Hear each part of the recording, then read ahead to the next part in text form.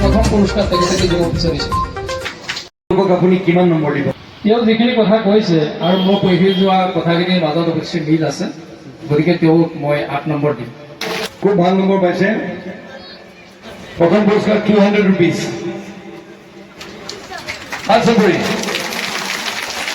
এতিয়া এই যোনখিনি কথা প্ৰফেচৰ চাহাবে ক'লে বা এই যিখিনি বক্তাই আমাক কথা ক'লে, তাত আমাৰ এই অঞ্চলৰ কিছুমান জ্বলন্ত সমস্যা আমি উপস্থাপন কৰিছোঁ। এই জ্বলন্ত সমস্যাৰ মাত্ৰ 3টা বাক্যত, এইটো অকণমান ভাবিব লাগিব কিন্তু দেই, আমাৰ বৰ্তমান যি জ্বলন্ত সমস্যা আছে, যিকোনো থাকিব পাৰে, তাৰ সমাধান কেনেধৰণে হ'ব পাৰে, মাত্ৰ 3টা বাক্যত দীঘলীয়া ভাষণ দিব নালাগে। সমাধান নহয়, ৰিপিট নহ'ব, ন' ৰিপিট, নতুন নতুন মানুহ আহিব লাগিব। নমস্কাৰ, মোৰ নাম আব্দুল মুতালিব, মই মাহিৰিপাৰ গাঁও পঞ্চায়তৰ 1 নং ৱাৰ্ডৰ ৱাৰ্ড সদস্য। আমাৰ সমাধান লাগিব কিন্তু দেই। আমাৰ সমাজৰ জ্বলন্ত সমস্যাৰ ভিতৰত পোনপ্ৰথম সমস্যাটোৱেই হ'ল কৃত্ৰিম বানপানী। মোৰ প্ৰশ্ন ভুলকে বুজিলে। এটা শুনক, প্ৰশ্ন শুনাটো বহুত ডাঙৰ কথা। মই মাহিৰিপাৰ গাঁও পঞ্চায়তৰ এজন নাগৰিক আৰু আদৰ্শ জ্যোতি ছিনিয়ৰ ছেকেণ্ডেৰী স্কুলৰ ভাইচ প্ৰিন্সিপাল। এতিয়া আমাৰ সমস্যা 3টা আছিলে, এটা কৃত্ৰিম বানপানী আৰু ড্ৰাগছ মুক্ত আৰু আমাৰ লেটেৰী কল আৰু এৰাৱতী যান 2টা হেৰি আছে। এই লেটেৰী যান আৰু এৰাৱতী যান এইটো যদি আমাৰ খালী কৰি দিয়ে, এভিকশ্যন কৰি আমাৰ ৰাস্তা মুকলি কৰি দিয়ে বানপানীৰ, এইটোৰ পৰা আমি কৃত্ৰিম বানপানীৰ পৰা আমি মুক্ত পাম। ৰাইজে তেওঁলোকৰ সমত আছেনে? ঠিক আছে, 1ৰ পৰা 10ৰ ভিতৰত ৰ'ব, তেওঁক আমি 3 নম্বৰ দিলোঁ। 2 নম্বৰ, নেক্সট। এতিয়া ড্ৰাগছ মুক্ত কৰিবলৈ হ'লে আমি ড্ৰাগছৰ যোনবিলাক সৰবৰাহকাৰী, য'ৰ পৰা নেকি আমাৰ গাঁৱলৈ ছাপ্লাই আহে বা আমাৰ গাঁৱৰ ক'ৰ পৰা ছাপ্লাই আহে, সেইখিনিৰ পৰা আমি তাত মানে যোনটো আমি কি কওঁ অৰিজিনৰ ফালৰ পৰা বন্ধ কৰিব লাগে। প্ৰফেচৰ চাহাব কিমান নম্বৰ দিব? ইয়াতো 4 নম্বৰ পাব। তাৰমানে ঠিক হৈছে, কিন্তু ইমান ঠিক হোৱা নাই তেওঁ। আৰু আপোনাক প্ৰফেচৰ এজন চাবলৈ গ'লে আমি এজন প্ৰিন্সিপাল, তেওঁ সমাজখন গঢ়ে যোনজন ব্যক্তিয়ে, তেওঁ নম্বৰ দি আছে। ঠিক আছে, তৃতীয় যোনটো শিক্ষাৰ প্ৰসাৰ, তাত ছাৰে আমাৰ ৰুবুল ছাৰে বক্তৃতা দিওঁতে কৈছিলে যে আমাৰ যোনখিনি স্কুল আছে বা বিদ্যালয় আছে বা কলেজসমূহ আছে, তাত মানে আমাৰ আন্তঃগাঁথনিৰ অভাৱ। সেই আন্তঃগাঁথনিৰ অভাৱটো যদি আমি হেৰি কৰোঁ আৰু ছাত্ৰ অনুপাতে আমাৰ শিক্ষকৰ অভাৱ, এইখিনি যদি আমি মানে সমাধান কৰিব পাৰোঁ, তেতিয়া আমাৰ এইখিনি 3টা সমস্যা সমাধান হৈ যাব বুলি মই অলপ আশা কৰিব পাৰোঁ। ছাৰ কিমান নম্বৰ দিব? শিক্ষাৰ যিটো কথা কৈছে অৱশ্যে ঠিকেই কৈছে, কিন্তু বাউণ্ডাৰী ৱালৰ কথাটো কোৱা নাই, কাৰণ সেই কথাটো ইয়াত উল্লেখ কৰা হৈছে। ঠিক আছে, হ'ব। এনে প্ৰাইজটো 500 টকাৰ আছিলে, কিন্তু অলপমান মাছতে 4 নম্বৰ পালে কাৰণে 300 rupees এইপিনে হওক, তথাপিও ভাল।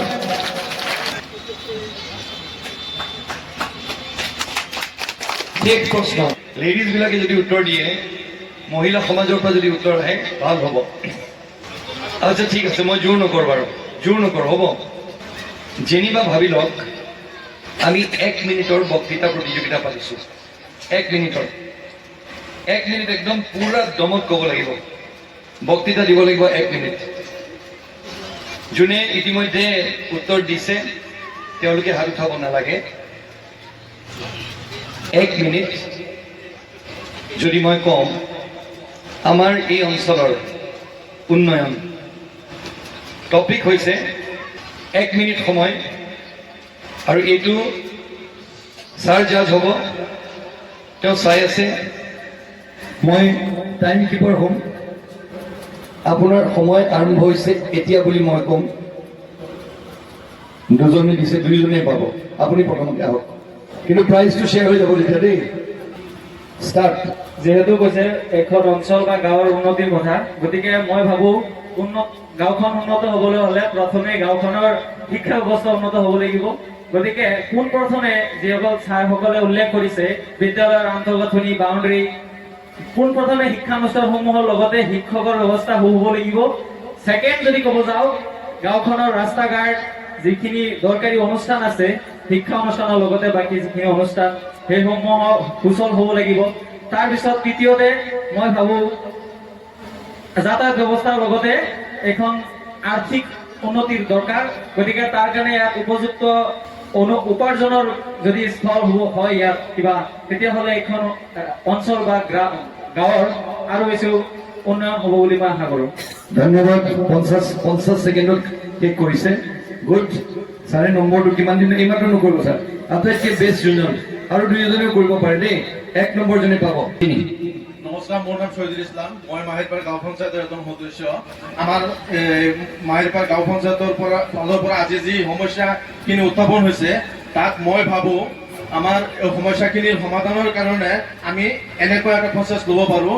আমাৰ গাঁও পঞ্চায়তত যিখিনি মানে এৰাসতিত যিখিনি পানী জমি আছে বা আমি ৱাটাৰ লগিং হৈ আছে, এইখিনি আমি মুকলিকৰণৰ কাৰণে আমি নিজাববীয়াকৈ কিছুমান পদক্ষেপ ল'ব পাৰোঁ। যেনেকৈ যিখিনি বান্ধ দিছে, মানে এইখিনি মানুহটো আমাৰ ওচৰৰে, সেইখিনি মানুহে যদি কয় যে আমি নিজে বান্ধ কাটি দিম আৰু যিখিনি মানে বান্ধ কাটিবলৈ দিজাবুক্তি দিব, সেইখিনি আমি আইনী সহায় বিচাৰিম ডিচি মহোদয় বা চাৰ্কুলাৰ অফিচাৰৰ জৰিয়তে আমি সেইখিনি সমাধান কৰিবলৈ চেষ্টা কৰিব পাৰিম। আৰু বাকী আৰু এটা আছে ড্ৰাগছমুক্ত সমাজ গঢ়া। তাৰ বাবে আমি গাঁও পঞ্চায়তৰ ফালৰ পৰাও আমি এৱাৰনেছ কেম্প কৰিব পাৰোঁ গাঁৱে গাঁৱে, যাতে এইটো সমস্যা আমি সমাধান কৰিব পাৰোঁ। তাত আমি আইনী সমাজ আৰু কোনোবা যদি কয় কম্পিটিশ্যন হ'ব লাগে, সদায় কম্পিটিশ্যন হ'ব লাগে। মানে এইটোতো কৈছে, ৰিপিট হৈছে, ৰিপিট হ'লে নহয়, এবাৰ কৈছে। নতুন কোনোবা একো নাই, আমাকে ভেৰি ডাঙৰ হাত চাপৰি।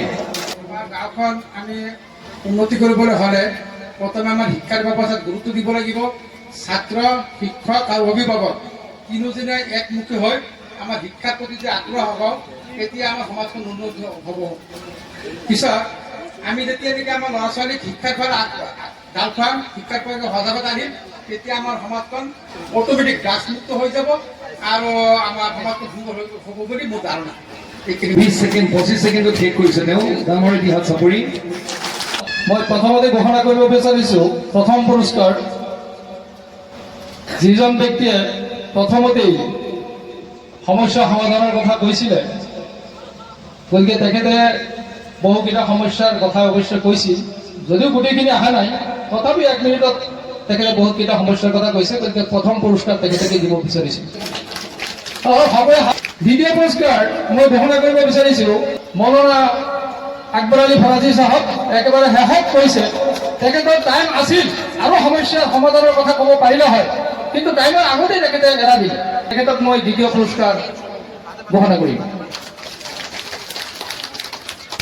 আৰু তৃতীয় পুৰস্কাৰ এই পাইছে আমাৰ দ্বিতীয় যিগৰাকী ব্যক্তিয়ে বক্তব্য ৰাখিছিল, তেখেতক তৃতীয় পুৰস্কাৰ প্ৰাপ্ত বুলি মই ঘোষণা কৰিম। বক্তব্য দিবৰ কাৰণে মই অনুৰোধ জনালোঁ। ধন্যবাদ।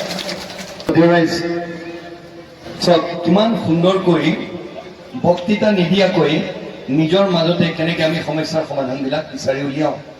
কেতিয়াবা কি হয়, বক্তৃতাতকৈ বেছি আমি এইটো প্ৰশাসনত আমি পাৰ্টিচিপেটিভ ইণ্টাৰভেনশ্যন বুলি কওঁ। যেতিয়ালৈকে আমি ৰাইজৰ মাজলৈ আহি ৰাইজক কথা ক'বলৈ নিদিওঁ, আমাৰ চৰকাৰী চাকৰিয়ালবিলাকৰ এটা বৰ ডাঙৰ এটা দোষ এটা আছে। আমি মাইক পালে নেৰোঁ, আমি অকল কথা কৈ থাকোঁ, বেলেগৰ কথা কম শুনো। সেইকাৰণে আমি এয়াৰ কণ্ডিশ্যন ৰুম এটাৰ ভিতৰত ভাবোঁ, বহি পেলাই ভাবোঁ যে যোনবোৰ সিদ্ধান্ত আমি লৈছোঁ সেই সিদ্ধান্ত উত্তম সিদ্ধান্ত। সেইটো নহ'বও পাৰে আৰু সচৰাচৰ সেইটো নহয়। মানে যিসকল ল'ৰা ছোৱালীয়ে প্ৰশাসনিক বিষয়া কাইলৈ হ'বলৈ সপোন দেখিছে, এটা কথা মনত ৰাখিব যে যেতিয়ালৈকে পাব্লিকৰ লগত আপুনি একলগ নহয়, পাব্লিকৰ কাষলৈ গৈ পেলাই যেতিয়ালৈকে তেওঁলোকৰ সমস্যা সমাধান আৰু তেওঁলোকৰ পৰা তাৰ সমাধান নিবিচাৰে, তেতিয়ালৈকে কিন্তু প্ৰশাসন প্ৰকৃততে সফল হ'ব নোৱাৰে। এইটো আপোনালোকে মনত ৰাখিব যিসকলে ACS বা IAS পৰীক্ষা দিব। যি কি নহওক, যদি ৰাইজ এবাৰ জানে কি হ'ল, মই বক্তৃতাৰ মাজত শুনি আছিলোঁ, সচৰাচৰ আমি কৈছোঁ আমি পিছপৰা জেগা, আমাৰ গাঁওখনত এইখিনি সমস্যা, এইটো অসুবিধা, এনেধৰণৰ অসুবিধা, যোনটো স্বাভাৱিকত এই কথাখিনি ক'বই।